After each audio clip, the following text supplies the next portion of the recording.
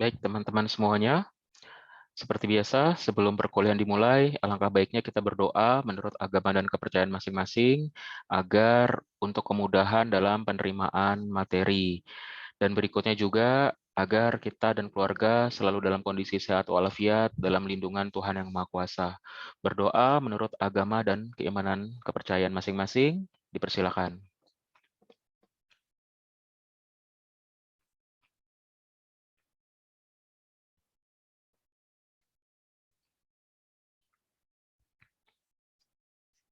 Oke, terima kasih. Kita mulai. Bismillahirrahmanirrahim. Assalamualaikum warahmatullahi wabarakatuh. Selamat pagi semuanya. Semoga selalu dalam kondisi sehat walafiat. Ya, kita lanjut ke materi di pertemuan ke-6 ya ini seharusnya, yaitu mengkaji kebutuhan bisnis bagian kedua. Jadi agenda kita hari ini adalah yang pertama mengkaji peluang usaha, kemudian melakukan komparasi performance atau istilahnya adalah benchmarking, kemudian mengadopsi acuan best practice, berikutnya adalah menghitung cost benefit, yang terakhir adalah menentukan nilai manfaat. Ya, pada yang kemarin ya pertemuan yang lalu kita sudah membahas materi tentang tren dan lain sebagainya. Nah, sekarang kita membahas tentang inovasi. Tentunya perusahaan bisa maju dan bahkan juga menguasai pasar jika perusahaan tersebut dapat kreatif, inovatif, memberikan atau menciptakan sesuatu yang baru. Nah, karena kenapa? Inovasi merupakan inti dari persaingan di dalam bisnis. Ya, sekalipun perusahaan telah maju dan menjadi penguasa pasar pun harus senantiasa melakukan inovasi. Kenapa? Agar tidak tersalip dengan kompetitor. Karena kompetitor juga melakukan inovasi. Nah, kunci dari inovasi tadi sudah disampaikan adalah kreativitas dan kejelian dalam melihat kesempatan atau peluang yang ada. Karakteristik dari teknologi informasi adalah menciptakan peluang dimaksud dan menerapkan untuk meningkatkan daya saing perusahaan. Ya, nah kalau kita melihat inovasi di sini bahwa adanya sesuatu yang baru atau melakukan kombinasi sehingga juga menciptakan hal yang berbeda. Ya, mungkin tidak pernah terfikirkan ya di era internet saat ini. Contoh kasus sederhana adalah transportasi berbasis aplikasi, berbasis online ya. Ada Gojek, ada Grab ya, sebelumnya ada Uber ya, tapi kalau di negara lain Uber masih ada ya, tapi kalau kita bicara di Indonesia dan ada beberapa startup yang katakanlah memang belum masif di skala nasional tapi ada di beberapa daerah tertentu ya. Oke, nah tadi perihal tentang Gojek ya. Ada ojeknya sudah ada. Nah, tukang ojeknya sudah ada ya, ojek pangkalan yang biasa kita sebut. Yang biasanya kalau kita mau kemana, kita harus nyari ojek tersebut, kita ke depan gang atau ke depan komplek, kemudian di situ ada mau kemana dan ada tawar-menawar dan lain sebagainya. Nah, kemudian berdasarkan dari permasalahan-permasalahan tersebut, ya dipikirkan adanya sebuah aplikasi yang bisa gak sih yang secara harga itu bisa secara fix, artinya sudah tidak ada lagi tawar menawar. Kemudian bisa gak sih pada saat mau jalan ke depan, tapi di sini adalah berdasarkan tukang ojeknya itu yang nanti akan nyamperin ke pelanggannya ya. Nah, dipikirkan hal tersebut, kemudian ada orang berinisiatif, dia kreatif, coba mengembangkan sebuah aplikasi. Nah, aplikasi tersebut kemudian coba diterapkan, ya, dijual. Nah, itu adalah salah satu contoh dari inovasi. Ya, perihal produknya ada, ya. Tapi di sini yang berbeda adalah bisnis proses ataupun model bisnisnya. Nah, apa yang memegang peranan penting? Jawabannya sudah jelas, yaitu teknologi informasi itu sendiri. Nah, jadi tadi ya karakteristik dari teknologi informasi adalah menciptakan peluang untuk menerapkan daya saing perusahaan. Karena bagaimanapun juga perusahaan yang dia tidak bisa berinovasi, yang dia tidak mengikuti tren perkembangan saat ini, ya, jika mereka tidak mau beradaptasi, mereka tidak mau mengadopsi, ya ujung-ujungnya mereka akan ditinggalkan oleh pelanggannya. Ya, sudah banyak terjadi ya di studi kasus dari perusahaan transportasi yang dia masih menggunakan konvensional, yang belum menerapkan aplikasi. Bahkan tidak sedikit perusahaan taksi yang itu collapse ya. Oke.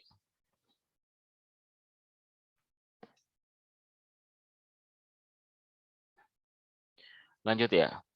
Nah, ini contoh misalnya, contoh peluang ya. Kita bicara peluang.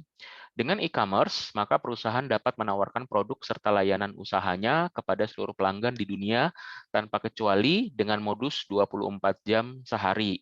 Ya, memang pada saat perusahaan itu berjualan, jika kita bicara yang konvensional ya, tentunya di situ ada pelanggan, ada pembeli, ada produk, kemudian ada transaksi, penjualan, ada uang yang dibayarkan, kemudian transaksi selesai. Nah, namun memang terjadi ada batasan-batasan. Apa itu batasannya? Batasan seperti wilayah, waktu, dan lain sebagainya ya. Nah, kemudian dengan adanya e-commerce, nah perusahaan dapat menawarkan layanan dan tidak ada barrier ya, seperti keuntungan dari internet tersebut ya, bisa 24/7, bisa 24 jam dalam sehari, bisa 7 hari dalam 1 minggu. Jadi proses pemesanannya itu bisa on terus ya. Nah, namun perihal tentang proses pelayanan transaksi dari penjualannya itu tergantung dari perusahaannya masing-masing. Ada perusahaan yang memang dia sudah besar, dia karyawannya sudah banyak, di saat ada pesanan yang masuk itu langsung segera diproses ya. Saya pernah bertransaksi ya, masih di Indonesia ya, bertransaksi, kemudian saya transaksi itu sekitar jam 7 atau jam 8 malam ya. Kan biasanya kan kalau e-commerce ataupun tempat-tempat jual di marketplace ya, kita bicara C2C di sini, itu biasanya akan diproses itu besoknya kalau kita sudah mesen malam hari ya, besoknya diproses. Bahkan ada juga diprosesnya pun udah besoknya pun siang atau sore ya. Nah, tapi itu ada perusahaan yang dia e-commerce yang dia saya mesen jam 7 atau jam 8 malam. Nah, kemudian pada saat jam 11 malam itu statusnya diproses gitu. Dan paginya itu langsung sudah dikirim. Nah, siang sampai sore saya sudah bisa terima barangnya. Nah, itu artinya kan tergantung dari kecepatan memproses transaksinya. Namun apapun itu, dengan dukungan teknologi e-commerce, teknologi internet, segala barrier-barrier yang tadi, yang masalah-masalah tadi, perihal masalah terkait dengan lokasi, ya, kemudian terkait dengan waktu dan lain sebagainya, itu sudah tidak ada masalah ya. Bahkan kita bisa untuk mencari dengan kualitas barang yang kita inginkan dengan harga yang menurut kita paling murah lah ya, bisa ada fasilitas untuk pencarian dan lain sebagainya. Oke. Yang berikutnya adalah melalui penerapan e-procurement, perusahaan dijamin akan memperoleh mitra pemasok yang paling unggul, berkualitas dengan biaya yang efektif, cost efektif. Ya, nah memang kalau kita bicara e-commerce tadi kan bicara antara bisa B2B, B2C maupun C2C ya. Kalau e-proc itu adalah pembeliannya, ya pembeliannya. Jadi kalau perusahaan dia ingin mengadakan entah barang ataupun jasa ya untuk pembelian maupun materialnya, nah dia bisa untuk mencari mitra atau supplier ya. Nah, itu sistemnya namanya adalah e-procurement ya untuk pembelian ataupun pengadaan barang. Nah, sehingga ya dia bisa melihat tuh mana pemasok yang paling unggul, yang berkualitas, dan kemudian juga bisa membandingkan secara harga ya. Ya sama kita pada saat e-commerce lah. Selanjutnya adalah internet mempermudah manajemen dan karyawan perusahaan untuk melakukan komunikasi, kolaborasi, dan korporasi secara virtual sehingga menghemat biaya overhead kantor, terutama untuk rapat, pertemuan, transportasi, dan akomodasi lain-lain. Ya, ini sebetulnya sudah banyak diterapkan oleh perusahaan ya. Bahkan kalau perusahaannya itu yang memiliki multi cabang, yang katakanlah pusatnya ada di Jakarta, kemudian cabangnya ada di Medan, di Bandung, di Makassar, ya, dan lain-lainnya. Ya, ataupun bahkan yang perusahaan multinasional yang dia punya banyak cabang di berbagai negara.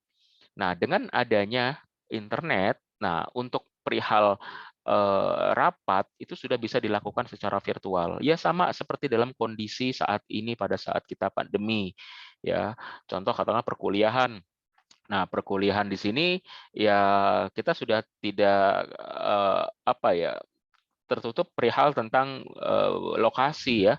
Jadi yang penting adalah same time but different place. Jadi Anda bisa di rumah masing-masing, saya juga di rumah, kemudian materi juga bisa dapat tersampaikan. Nah, sama pada saat di rapat pun juga seperti itu ya dengan menggunakan Zoom, ya, Meet, ya, Microsoft Teams dan lain sebagainya ya itu bisa terjadi. Dan apa yang dihemat? Yang dihemat adalah tentunya kalau katakanlah rapat di sini yaitu transportasi, akomodasi ya. Jadi misalnya nih perusahaan multinasional pusatnya di Singapura ya tidak perlu lagi nanti misalnya rapat berbarang harus ke Singapura ya. Jadi bisa di masing-masing negara dengan adanya teknologi video conference yang seperti kita lakukan seperti ini ya. Ya, namun ya kadang-kadang kan ada efek sampingnya di luar dari pandemi ya. Ya ada peluang untuk jalan-jalan maksudnya ya. Ya, oke. Kita lanjut ya. Oke, lanjut.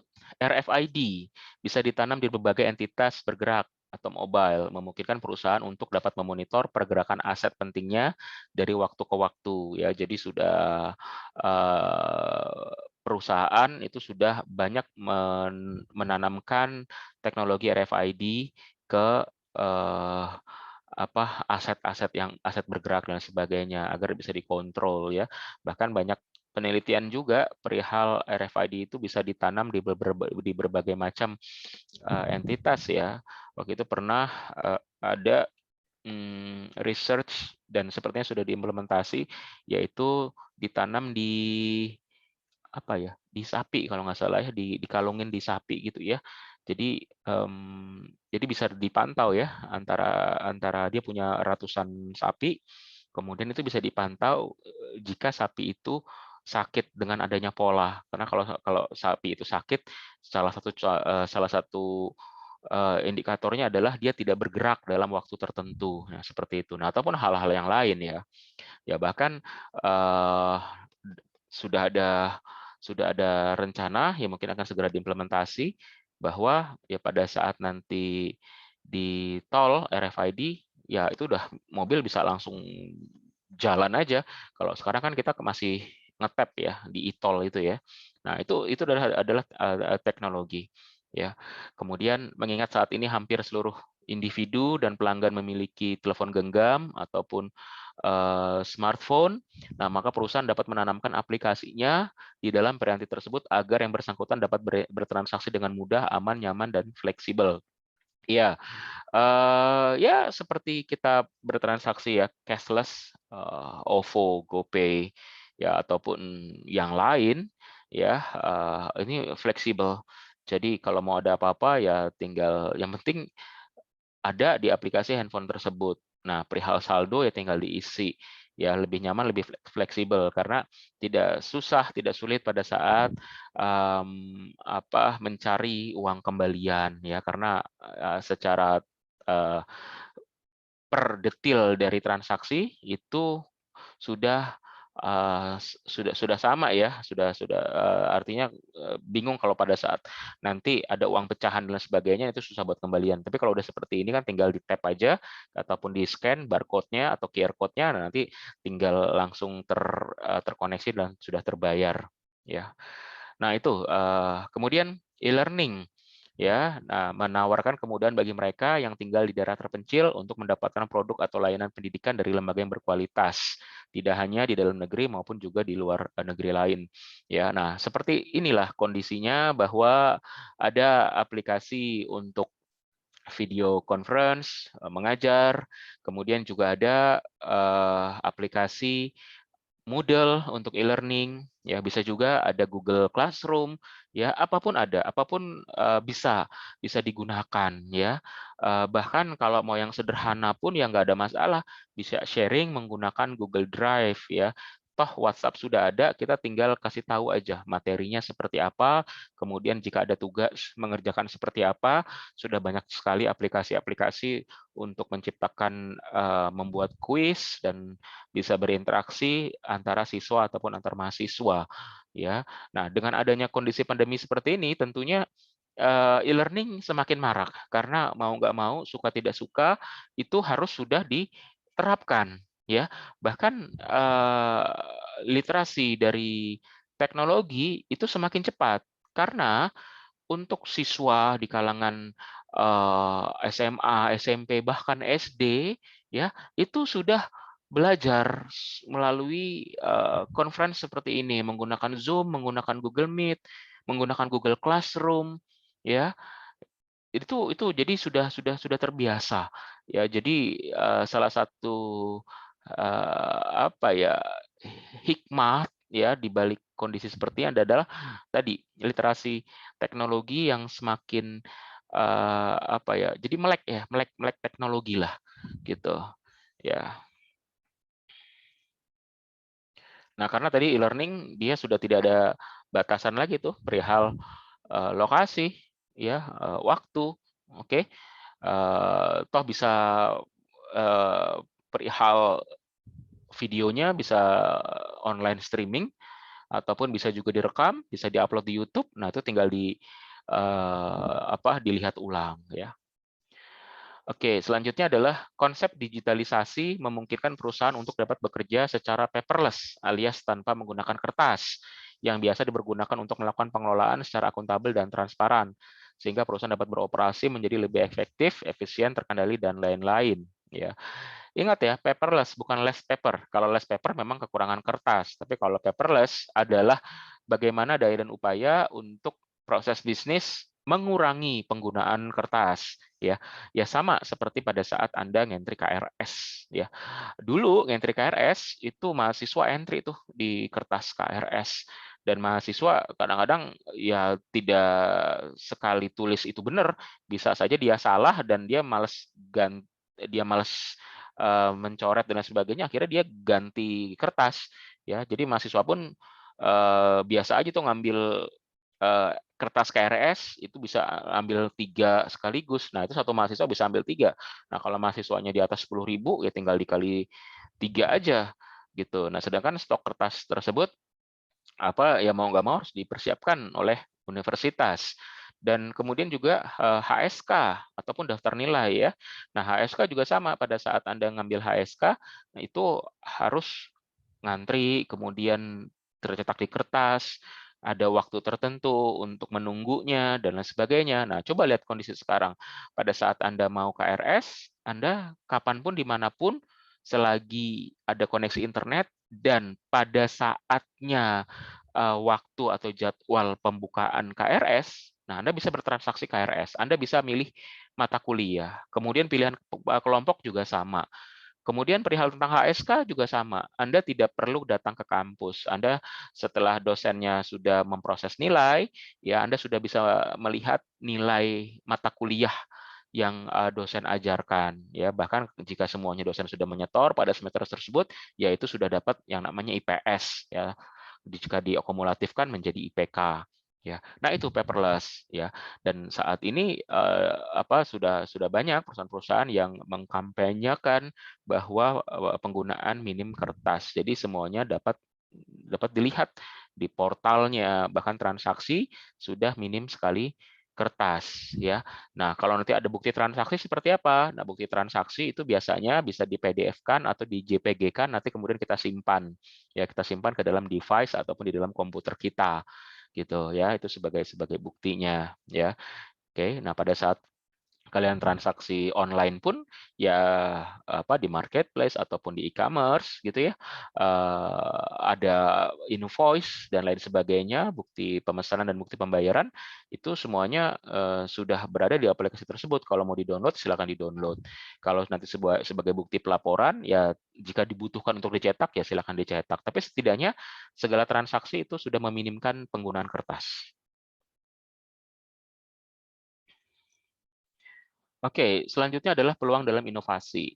Nah, peluang dalam berinovasi ini biasanya berasal dari pimpinan yang kemudian diturunkan ke bawahannya. Jadi di sini yang dimaksud adalah ada faktor leadership, ada faktor memaksakan proses bisnis sesuai dengan arahan dari pimpinan ya. Jadi bisa saja memang usulan itu bottom up ya dari bawahan, kemudian mengusulkan ke pimpinan, tapi bagaimanapun juga pimpinanlah yang mendrive budaya organisasi, oke, agar tadi ya untuk menerapkan inovasi tersebut. Nah, terkait dengan inovasi itu sendiri tidak berarti perusahaan harus terus-menerus mengeluarkan jenis produk atau layanan baru. Namun inovasi dapat pula dilakukan terhadap cara kerja, ya proses, kultur, model bisnis, pendekatan aktivitas dan lain sebagainya. Ya, jadi di sini disampaikan bahwa inovasi bukan hanya sekedar dari output produk yang dikeluarkan yang akan dijual ke pelanggan, tapi bisa juga dari sisi menjalankan proses bisnisnya ya ataupun model bisnis dan pendekatan aktivitas lain. Nah, hal ini harus diperhatikan dan menjadi agenda kerja dari perancangan sistem informasi. Jadi bagaimana divisi, departemen ataupun bagian IT dapat memberikan sumbangan terbaik untuk berinovasi dalam hal-hal ya tadi perubahan proses bisnis yang sebelumnya dengan manual, yang sebelumnya satu proses itu butuh waktu sekian sekian belas menit, ya selanjutnya harus ke beberapa meja dan sebagainya. Nah, dengan adanya IT, bagaimana itu bisa diefisienkan? Bagaimana yang sebelumnya misalnya 15 menit bisa menjadi hanya 5 menit? Bagaimana yang sebelumnya harus berjalan ke 3 meja hanya cukup di 1 meja? Ya, nah itu adalah juga agenda diperhatikan oleh si perancang sistem informasi yang dalam hal ini adalah divisi bagian ataupun departemen IT di dalam sebuah perusahaan. Oke, nah ini contoh dari inovasi. Mengubah model bisnis yang bersifat fisik menjadi virtual dan diadopsi penuh oleh seluruh entitas perusahaan. Ya, jadi ya tadi ya bisa aja perusahaan pekerjaan menjadi virtual ya, bukan harus ketemu fisik dan sebagainya ya. Nah, contohnya kayak misalnya Anda sudah bertransaksi untuk pembayaran, kuliah kan sudah tidak usah lagi tuh ke teller yang di bank ya, Anda cukup melakukan di e-banking atau mobile banking ya. Nah, sama di perusahaan juga bisa diterapkan hal seperti itu. Namun di sini yang harus di-quote adalah perihal tentang komitmen tentang perubahan dari budaya kerja itu sendiri. Karena ya gimana pun juga kalau bersifat virtual ya tetap saja kan entah kondisi orangnya berada di mana, tapi secara pekerjaan ya harus lebih cepat juga gitu. Jadi jangan malah santai ya. Kemudian menggantikan pendekatan bisnis push system, ya mendorong produk ke pasar menjadi pull system, menarik produk berdasarkan permintaan pelanggan. Jadi sesuai berdasarkan apa yang pelanggan minta, berdasarkan dari masukan-masukan pelanggan.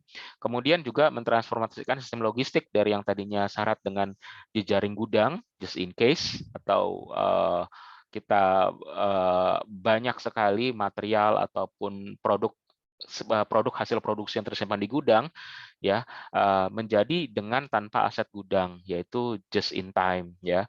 Nah, saya rasa ini sudah pernah disampaikan di mata kuliah Sistem Informasi Manajemen, yaitu proses di produksi saat itu juga di saat ada order yang masuk.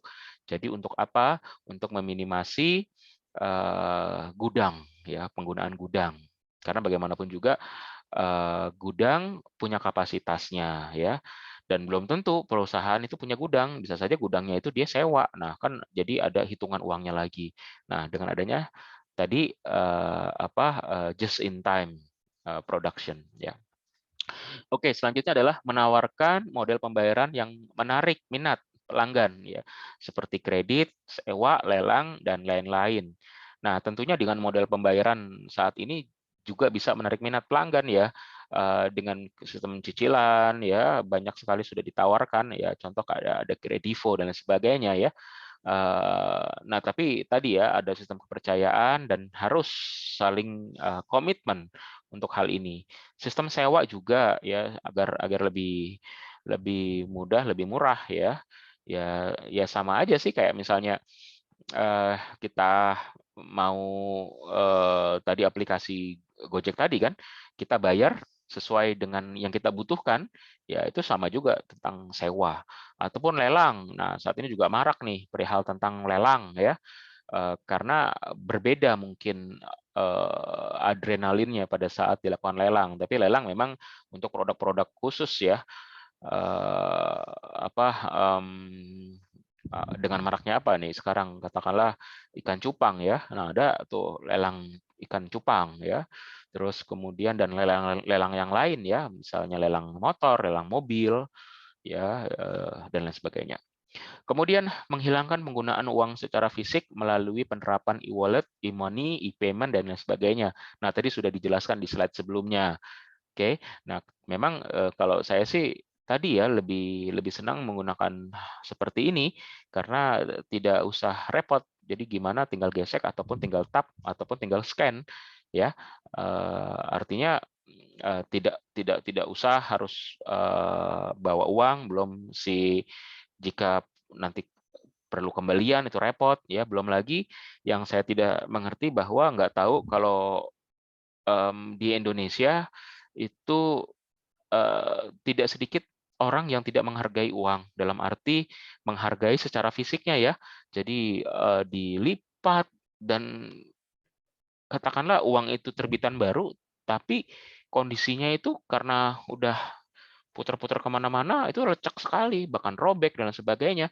Nah, itu tadi ya kurang kurang menjaga, menghargai dari kondisi uang. Nah, pada saat kita bayar uang dengan kondisi yang baik atau bahkan baru dikembalikan yang lecek dan sebagainya, kita sendiri kan juga ngerasa itu kan tidak nyaman ya, apalagi robek gitu ya. Oke, membagi pakai sumber daya yang dimiliki agar dapat dipergunakan oleh sebagai mungkin entitas bisnis yang ada dan lain sebagainya.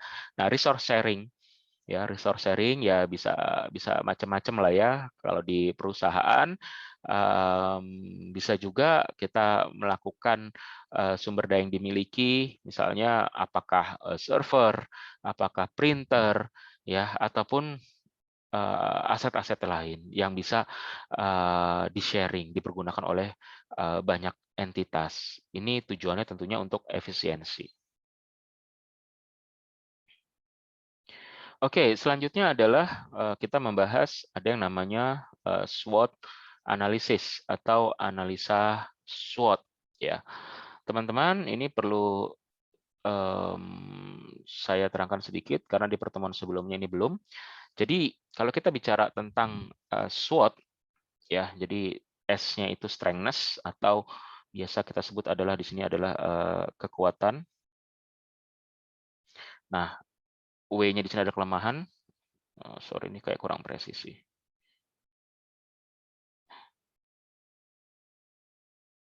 Nah, kelemahan, kemudian opportunities ini adalah peluang atau kesempatan. Saya tulis di sini peluang. Nah, threat ini adalah ancaman. Perusahaan apapun, dengan bisnis apapun, pasti ada empat hal ini. Nah, ini adalah cara perusahaan untuk dapat memapping, mengadres tentang apa sih yang dimiliki oleh perusahaan tentang kekuatan dan kelemahannya, serta apa peluang dan ancaman. Nah, tentunya kalau strengths dan weakness ini adalah dari internal perusahaan, ya. Jadi kondisi strengths dan weakness ini adalah dari internal perusahaan. Nah, sedangkan kalau opportunities dan threat, peluang dan ancaman, nah ini dua ini ya, ini adalah berdasarkan dari eksternal. Oke. Nah, jadi perusahaan harus mengetahui nih. Dia harus mengukur apa sih kekuatan perusahaan saya, ya. Apa yang bisa saya banggakan? Apa yang bisa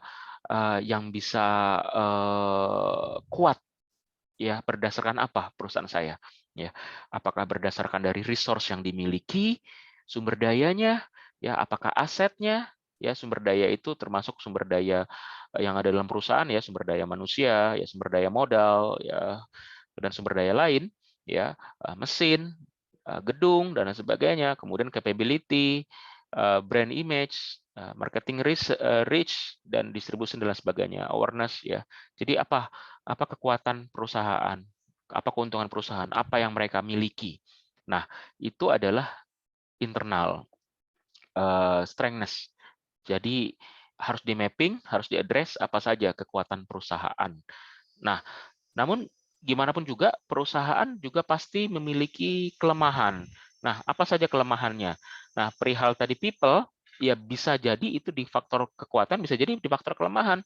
Kalau ternyata sumber dayanya itu kurang mumpuni, ya, dan sumber daya kurang proper dan lain sebagainya. Nah, itu bisa menjadi kelemahan. Secara finansial juga, ya, dan lain sebagainya. Oke, nah itu adalah yang harus dipetakan. Apa kekuatannya, apa kelemahannya dari sisi perusahaan. Pasti perusahaan punya kekuatan dan kelemahan. Nah, kemudian di sini adalah opportunities. Nah, opportunities di sini peluang. Nah, peluang itu tadi datangnya dari eksternal. Nah, peluang apa yang ada ya tergantung dari bisa dari sosial, budaya, ekonomi dan lain sebagainya, ya. Nah, threat itu apa? Ancaman, ya.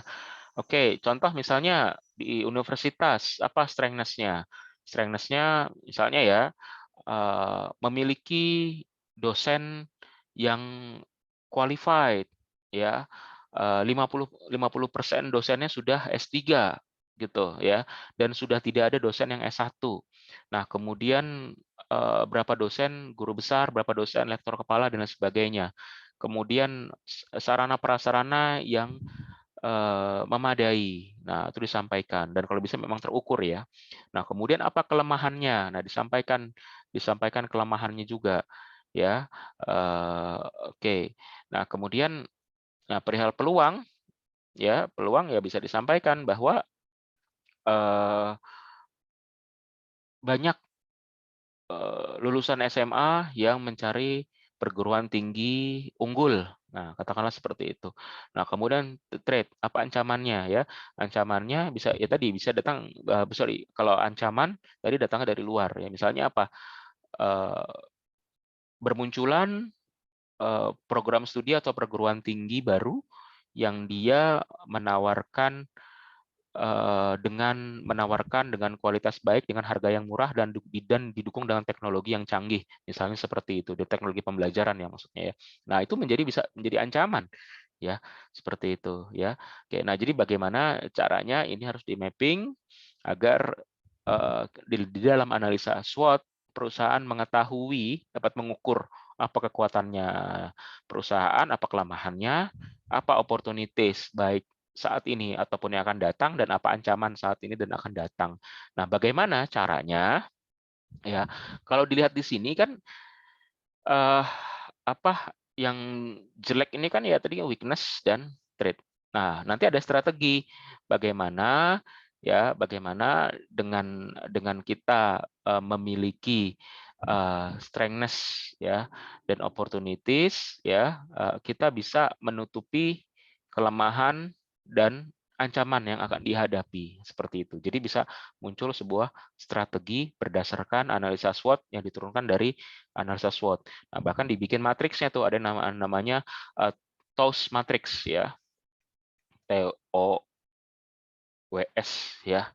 TOWS matrix ya. Ini juga kurang lebih sama ya, tapi dalam bentuk matriks. Nah, itu bisa diturunkan. Nah, kalau interest ke dalam SWOT ya, nanti ada pembahasan lebih lanjut ya. Nah, ini biasanya untuk apa, mengevaluasi diri ya, perusahaan sudah sejauh mana mengukur ya dan lain sebagainya, ataupun tadi berstrategi untuk saat ini dan akan datang. Oke. Oh, kalau ini nggak bisa dihapus ya. Oke, gimana cara menghapusnya? Sebentar ya. Clear all drawing. Oke, lanjut ya.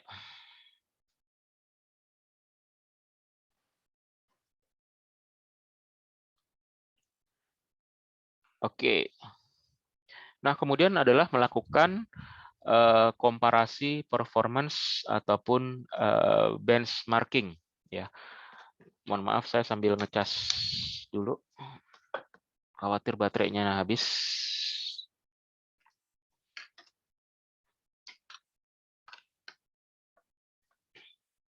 Ya, melakukan komparasi performance atau benchmarking. Ya. Jadi begini. Ya, terkadang kita merasa bahwa perusahaan kita ini sudah baik ya.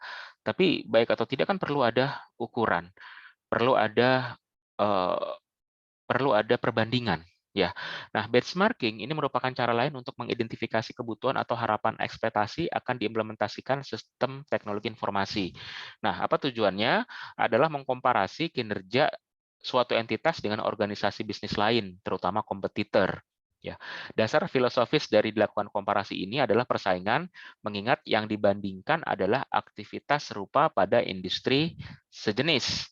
Hasil dari komparasi ini adalah rencana untuk memperbaiki kinerja internal. Ya, ya sama. Misalnya kalau kita ada namanya studi banding ya, bisa melihat kondisi.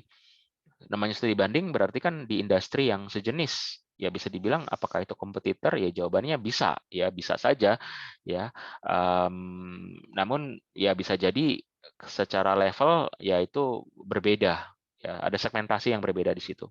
Ya, oke. Misalnya contoh kita studi banding ke perguruan tinggi lain. Perihal tentang apa? Tentang lab komputernya, perihal tentang lab research-nya, perihal tentang penjaminan mutunya, tentang proses pembelajaran dan sebagainya. Kelas, ya kelas pun kita bisa melihat bagaimana kondisi kelas di perguruan tinggi lain. Terus perihal tentang juga atmosfer kuliah, sarana prasarana itu bisa ya. Dan di perguruan tinggi lain pun ya bisa juga melakukan benchmarking ke kita ya. Jadi pada saat saya di prodi ya, ada beberapa perguruan tinggi itu yang datang ke Budi Luhur untuk melihat bagaimana BAAK-nya, bagaimana melihat perpustakaannya, bagaimana melihat kelas, bagaimana melihat kurikulum dan lain sebagainya gitu ya. Pun kita juga sama ya, pada saat di prodi saya pernah ajak mahasiswa itu ke UI, ke ITB untuk melihat kurikulumnya mereka, melihat himpunan mahasiswanya, untuk melihat suasana perkuliahan dan lain sebagainya ya. Nah, itu bisa dilakukan agar apa? Kita bisa melihat, kita komparasi. Tentunya ada plus dan minus. Nah, di saat kita mengetahui oh ternyata dia lebih plus di sana berarti kita minus di sini. Nah, kita bisa memperbaiki ya, memperbaiki hal tersebut baik dari sisi kinerja ataupun dari sisi sarana dan prasarana. Nah, itu maksud dari benchmarking ya. Oh, di sana katakanlah misalnya ya untuk presensi itu sudah melakukan fingerprint loh ya, atau di tempat lain oh itu ternyata sudah menggunakan face recognition dan sebagainya. Sedangkan kita absennya masih menggunakan tulis tangan. Nah, berarti kan itu jauh sekali ya. Oh, di sini sudah menggunakan aplikasi untuk dipanggil ya. Oh, tapi yang lain sudah menggunakan apa fingerprint di masing-masing kelas ada fingerprintnya. Nah, itu kan berarti kan perlu ada pertimbangan-pertimbangan. Ataupun tadi dengan face recognition, dengan ada kamera, nanti nangkap ya wajahnya sudah terekam dan sebagainya. Pada saat dia masuk di kelas atau tidak, nanti sudah komputer dengan ada face recognition itu sudah mengenali mahasiswa itu hadir atau tidak. Nah, itu contoh benchmarking. Nah, ini bisa terjadi di dalam perusahaan juga, ya perusahaan antar perusahaan gitu ya untuk melihat kondisi bagaimana kompetitor itu berjalan bisnisnya gitu ya. Kemudian contoh benchmarking, tingkat produktivitas SDM misalnya dengan membandingkan antara jumlah karyawan dan pendapatan atau profit yang dimiliki perusahaan dengan kompetitor utamanya. Ya, nah bisa jadi nih misalnya melihat tentang berapa sih jumlah karyawannya mereka, terus kemudian pendapatannya gitu ya. Kemudian nanti dengan kompetitor. Berikutnya juga apa? Tentang struktur aset utama perusahaan dalam konteks perusahaan pasar atau market cap ya. Margin keuntungan usaha dari produk utama, kemudian durasi layanan pelanggan. Nah, mereka bisa melayani untuk transaksi tertentu, nah itu berapa lama ya, hal antriannya, customer service-nya dan sebagainya. Alokasi investasi teknologi informasi dibandingkan dengan pengeluaran perusahaan seperti apa. Karena begini, tentunya harus lebih baik. Kenapa? Karena kalau tidak lebih baik, ya pelanggan akan milih ke kompetitor seperti itu. Nah, makanya kalau misalnya kita lihat di dalam marketplace ya, ada Shopee, Tokopedia, ya Bukalapak dan lain-lain ya, ada Lazada dan sebagainya itu, mereka saling saling berusaha untuk memenangkan hati pelanggan. Gimana cara pelanggan tetap loyal, tetap setia, dan terus melakukan transaksi repeat order. Ada banyak hal yang ditawarkan, mulai dari gratis ongkir, gamification yang diterapkan di dalam marketplace tersebut. Ya, jadi ada game-game sederhana, kemudian nanti ngumpulin poin.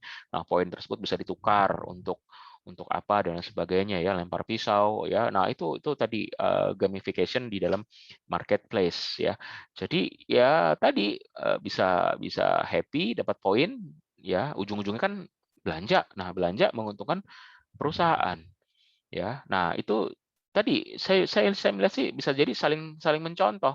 Yang satu sudah menerapkan apa, nanti ngelihat oh itu ada ya, akhirnya diikutin dan sebagainya gitu ya. Nah, tapi tadi ya itu ada benchmarking dan kuncinya memang tetap adalah inovasi ya. Kalau Anda mau tetap menjadi sebagai market leaders. Kemudian ragam portofolio produk dan layanan ditawarkan. Jadi pada saat di kompetitor kita lihat mereka punya produk apa saja sih atau layanan apa saja sih. Bisa jadi kita belum punya. Nah, kayak tadi yang sudah saya contohkan ya. Model strategi pengembangan sumber daya manusia internal. Nah, ini dari sisi SDM. Kemudian tata kelola dan manajemen perusahaan. Ya, mereka seperti apa, bagaimana cara untuk mengelola bisnisnya. Kemudian, nah ini contoh perbaikan kinerja internal ya, perbankan ya, ada yang namanya KPI, Key Performance Indicator.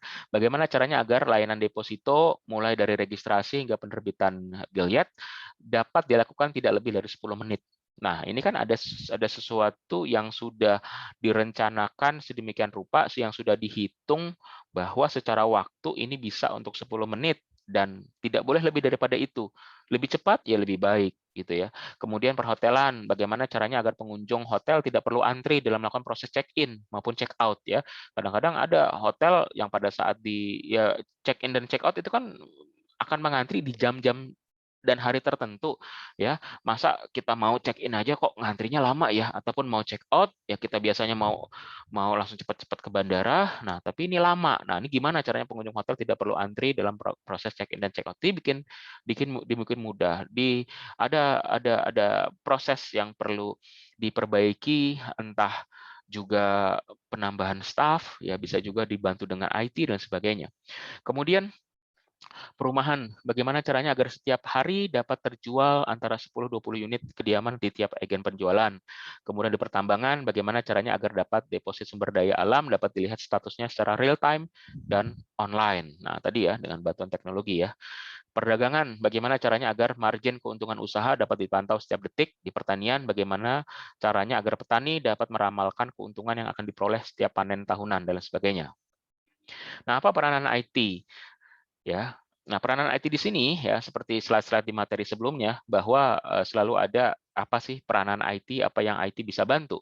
Ya, target target pencapaian hasil dari benchmarking ini akan menjadi bagian tak terpisahkan dari kebutuhan manajemen perusahaan. Nah, seringkali ya dalam melakukan benchmarking secara langsung dilakukan mengenai profil teknologi informasinya. Seperti apa yang dilihat adalah topologi jaringan yang diadopsi perusahaan penyedia jasa internet yang dijadikan mitra. Jadi ditanya, ya bagaimana topologi jaringannya, menggunakan provider apa ya, ataupun penyedia jasa internet yang mereka jadikan mitra menggunakan apa, seperti apa gitu ya. Kemudian bandwidth yang dialokasikan untuk penerapan teknologi tersebut, karena bagaimanapun juga berpengaruh tentang untuk kecepatan ya, perihal bandwidth ya. Oke, jangan sampai tersendat gitu ya, memang harus cepat. Nah, itu harus dipikirkan juga. Kemudian arsitektur SI yang dijadikan sebagai acuan utama, serta aplikasi apa yang mereka punya. Jadi dibandingkan satu dengan yang lain. Nah, siapa tahu itu menjadi sebuah adanya gagasan untuk perencanaan selanjutnya. Oh, ternyata dia punya loh sistem informasi untuk bla bla bla. Nah, kita belum punya nih. Sepertinya kita butuh itu. Ya, nah itu bisa dijadikan untuk sebagai bahan rencana. Ya, tapi dalam perbandingan itu kita bisa melihat, oh ternyata pada saat dibandingkan untuk di sisi yang ini kita SI-nya nih udah lebih bagus dibandingkan mereka. Nah, dan lain sebagainya. Ya, tadi ya, apalagi terlebih dari aplikasi inti yang menjadi tulang punggung usaha sebagai backbone-nya ya, atau core sistemnya. Kemudian kapasitas database total yang didedikasikan untuk menyimpan data transaksi sehari-hari. Nah, ini untuk media penyimpanannya juga dilakukan komparasi. Kemudian manajemen data center yang diacu dan diterapkan dan sebagainya. Ya, tentunya hal di sini perlu komitmen dan juga investasi yang besar. Nah, tapi bagaimanapun jika dapat dikelola dengan baik, investasi tersebut ya di kemudian hari akan berimbas berdampak ke pendapatan yang lebih baik ya. Oke, berikutnya adalah mengadopsi acuan atau best practice. Perusahaan yang menjadi market leader sering dijadikan sebagai acuan bagi organisasi bisnis karena kinerjanya yang baik di segala lini. Ya, dalam konsep bisnis, perusahaan ini dianggap pantas menjadi referensi atau best practice karena kinerja dan superioritasnya. Ya, dalam konteks perancangan SI, target pencapaian sebagai direferensikan melalui best practice ini dapat dipergunakan sebagai sasaran akhir to be status dari keluaran kinerja outcome teknologi informasi yang akan dibangun. Ya, nah jadi praktik baik tentunya adalah berdasarkan dari orang atau pihak atau perusahaan yang sudah menjalankannya. Nah, untuk mendapatkan best practice sebuah perusahaan tentunya itu mengalami iterasi, uji coba yang terus-menerus sehingga dia mendapatkan apa praktik baiknya, apa best practice-nya. Iya, karena pada saat dia mencoba, oh ternyata di sini ada kekurangan. Oke, coba lagi, evaluasi, coba lagi, coba lagi. Dan dari sekian coba, akhirnya sudah dapat pola yang terbaiknya, dan itu akhirnya diterapkan dan sebagainya. Nah, itu ya. Nah, tapi tadi ya best practice satu dengan yang lain bisa saja berbeda, ya bisa saja jadi berbeda, ya tergantung seperti apa ya. Nah, jadi di sini perusahaan yang dia menjadi market leader, nah itu biasanya sebagai acuan. Dan kita sering melakukan benchmarking kepada perusahaan-perusahaan yang menjadi leader tersebut. Kita lihat bagaimana IT-nya, bagaimana proses bisnisnya, skill set staff atau karyawannya harus dibekali hal yang seperti apa yang mereka lakukan. Nah, itu bisa menjadi agar apa? Agar menular. Kita jadi meniru ya praktik baik yang sudah diterapkan. Toh mereka sudah menjalankan iterasi tersebut seperti itu ya. Oke. Nah, tapi tadi ya bisa jadi fit bisa jadi belum tentu fit. Jadi bisa saja nanti pada saat kita mengadopsi, kemudian ada penyesuaian-penyesuaian, dan itu bisa menjadi best practice untuk kita sendiri. Dan itu jika ada orang yang lain ingin membandingkan, ya bisa saja kita share. Ini loh best practice kita, seperti itu. Oke, nah ini contoh kondisi best practice. Ya, zero complaint. Tidak ada keluhan yang berarti dari pelanggan. Nah, nanti kan ditanya tuh, ya gimana cara dapetin zero complaint ya? Ini beneran zero complaint ya, bukannya pelanggan yang tidak mau komplain, tapi memang tidak ada komplain gitu ya. Sekalipun ada, ya tidak terlalu berarti lah ya. Kemudian paperless office. Nah, semua serba elektronik, tidak ada lagi dokumen atau kertas ya yang dilibatkan dalam bisnis. Jadi tadi sudah saya sampaikan. Jadi office berbasis paperless yang semuanya berjalan secara digital ya. Dokumen-dokumen semuanya digital, PDF, ya, JPG dan sebagainya. No inventory. Nah, aset gudang ditiadakan dengan tidak mengorbankan tingkat layanan ataupun service level ke pelanggan. Jadi tetap delivery time kepada pelanggan itu tepat waktu ya dengan kualitas yang sudah dijanjikan ya, namun secara inventory itu sangat minim sekali ya. Kemudian adalah integrate system ya, terintegrasinya proses bisnis dari hulu hingga hilir. Jadi mulai dari barang mentah masuk hingga sampai diterima ke pelanggan. Supply chain manajemennya ya. Oke, berikutnya adalah fully outsourcing. Nah, jadi bisa juga ada perusahaan yang dia memang seluruh apa ya, sebagian banyak pekerjaannya atau aktivitasnya itu dialihdayakan kepada pihak lain atau outsource ya. Misalnya contoh kayak misalnya di kampus ya, di kampus. Nah, kampus kan core bisnisnya di pendidikan. Nah, untuk hal yang lain ya bisa di outsource. Misalnya apa? Keamanan bisa di outsource. Terus parkiran bisa di outsource. Kemudian kantin bisa di outsource, kebersihan bisa di outsource ya. Jadi ya fokus aja ke bisnis pendidikannya itu ya, untuk yang lain bisa di outsource. Nah, di outsource kepada siapa? Di outsource kepada perusahaan yang terbaik di dalam bidangnya, yang dia memang fokus ke bidang tersebut. Misalnya apa? Bidangnya dia adalah tentang kebersihan. Mereka punya tenaga kebersihan, mereka punya alat-alat untuk membersihkan, dan mereka sudah punya best practice bagaimana cara untuk membersihkan dengan baik dan juga dengan efektif dan efisien gitu ya. Kemudian juga perihal tadi parkiran ya, mereka punya sistem, mereka punya sarana, bagaimana cara untuk mengamankan parkir dengan baik dan sebagainya. Nah, itu ada hitung-hitungannya. Nah, kemudian tinggal di kita outsource saja, kerjasama, mitra ya, seperti itu ya. Oke, kemudian nah capex base cost ya, jadi biaya kapital ya. Nah, itu dikonversikan ke biaya investasi dalam operasional ya. Jadi seperti ini di pertemuan yang minggu sebelumnya ya, kita sudah membahas tentang perihal capital cost dan operasional ya. Jadi dikonversikan biaya investasi ke dalam operasional agar mengurangi penyusutan aset, kemudian kita tidak perlu mikirin pajak dan sebagainya ya, itu menjadi pertimbangan ya. Jadi daripada beli ya kita bisa lakukan sistem sewa menjadi biaya operasional saja. Oke, selanjutnya adalah menghitung cost benefit analysis. CBA ya, menggunakan CBA, cost benefit analysis. Nah, begini bagaimana cara untuk menghitung cost benefit. Nah, jadi ini nanti materinya akan ada tersendiri di pertemuan berikutnya saja. Ya, kita akan fokus ke sana. Ini hanya penjelasan ringkasnya dulu. Ya, jadi ketika ditanya mengenai kebutuhan teknologi informasi, tidak jarang justru jawaban yang diberikan adalah sebuah daftar atau list yang sangat panjang dari pemangku kepentingan yang antusias. Jadi pas ditanya apa sih kebutuhan IT-nya, nah mereka nulis tuh panjang tuh seperti apa yang mereka butuhkan. Nah, apalagi jika pendekatan yang dipergunakan adalah brainstorming ya, di mana setiap individu memberikan kesempatan seluas-luasnya untuk mengusulkan aplikasi apa yang nantinya akan dibangun. Kemudian harus dilakukan pemilihan atau filter mengenai mana yang harus didahulukan, mana yang tidak penting. Nah, cara yang dapat dilakukan adalah dengan menggunakan analisa cost benefit. Ya, cost benefit. Jadi di sini ada biaya dan juga keuntungan. Jadi harus dilihat bahwa ini worth it atau tidak. ya benefitnya lebih tinggi dibandingkan cost-nya atau tidak. Jadi jangan sampai cost-nya lebih besar dibandingkan manfaat yang diterima. Nah, itu kan jadi malah merugikan. Nah, tentunya kata untung atau rugi perlu ada ukuran yang jelas, perlu ada kuantifikasinya ya. Jadi dibilang untung. Oke, untung seberapa untung gitu ya. Kita dapat mengurangi waktu ya. Nah, oke, bagaimana cara hitungannya? Untungnya seperti apa hitungannya?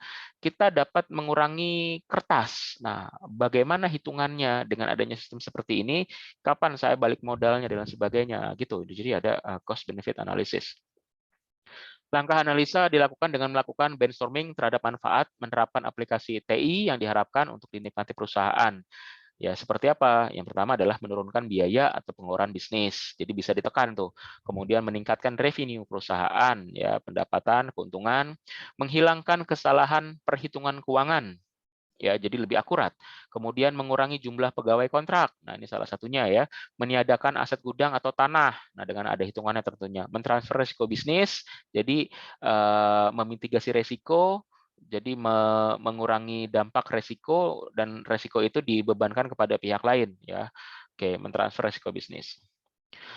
Oke, nah di sini jadi untuk merancang, membangun hingga menerapkannya tentu saja dibutuhkan biaya tertentu. Paling tidak biaya yang dimaksud menjadi dua. Di sini ada biaya investasi dan biaya operasional. Misalnya apa biaya investasi? Untuk membeli perangkat seperti hardware, membuat software, membayar programmer, ataupun sumber daya IT yang lain, membangun data center dan lain sebagainya. Kemudian apa operasionalnya? Nah, operasional di sini adalah untuk pemeliharaan sistem, membayar lisensi, ya sewa aplikasi, pemutahiran data, pengadaan listrik, pengawasan fasilitas, dan lain sebagainya. Oke, nah nanti ini akan kita diskusikan di materi pertemuan berikutnya. Nanti berdasar juga dengan contoh ya, dan Anda pun nanti ada tugas yang harus dikerjakan ya, seperti apa cost benefit analysis dengan studi kasus. Nanti Anda coba hitung gitu ya, biar Anda punya gambaran di kedepannya bagaimana cara untuk menghitung cost benefit analysis. Kemudian menentukan nilai manfaat. Ya, nah ini yang terakhir ya.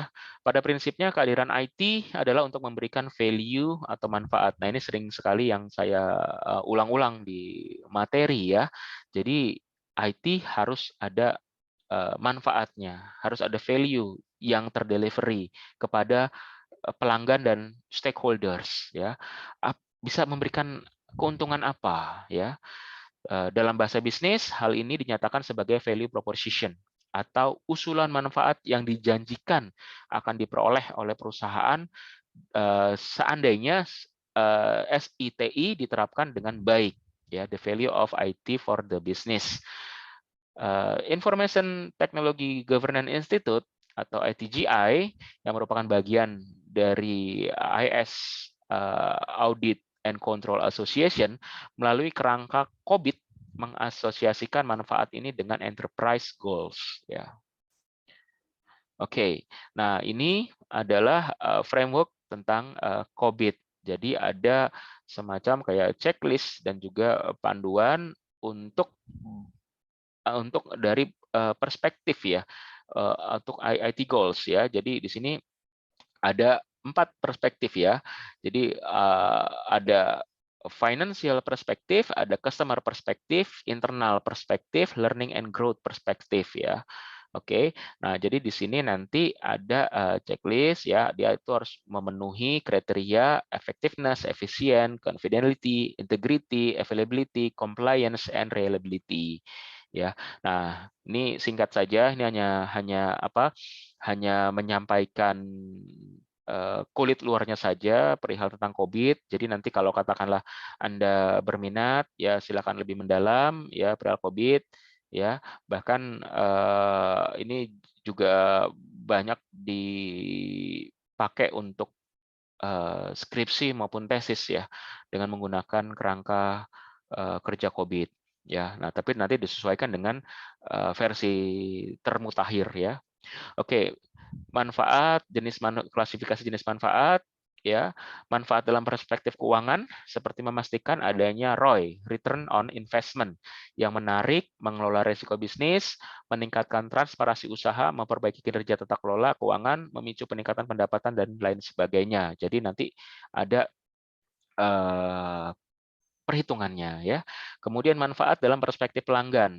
Nah, bagaimana ya perusahaan itu dapat meningkatkan kepuasan pelanggan, menghasilkan produk dan layanan berkualitas, memastikan layanan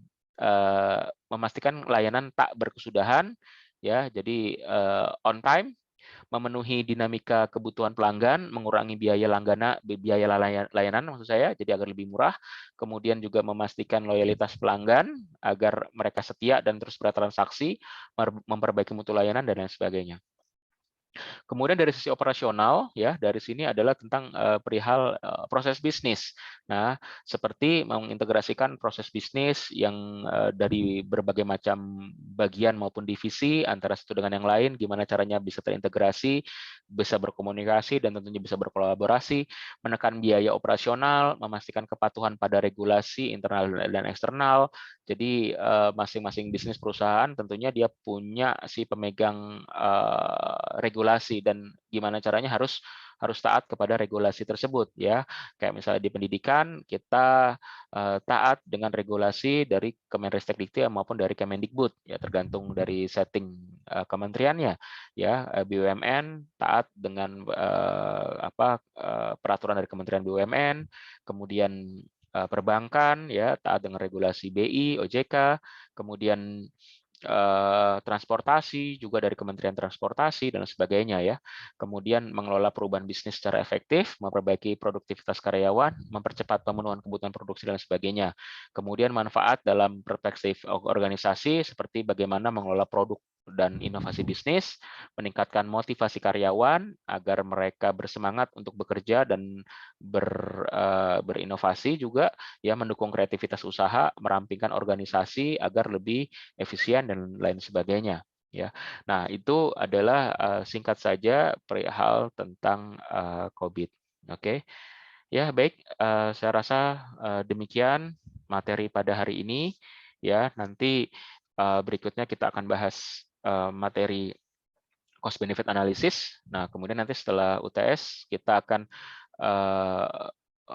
materi tentang arsitektur bisnis, menggambarkan menggunakan Archimate dengan software, ya, Archimodel.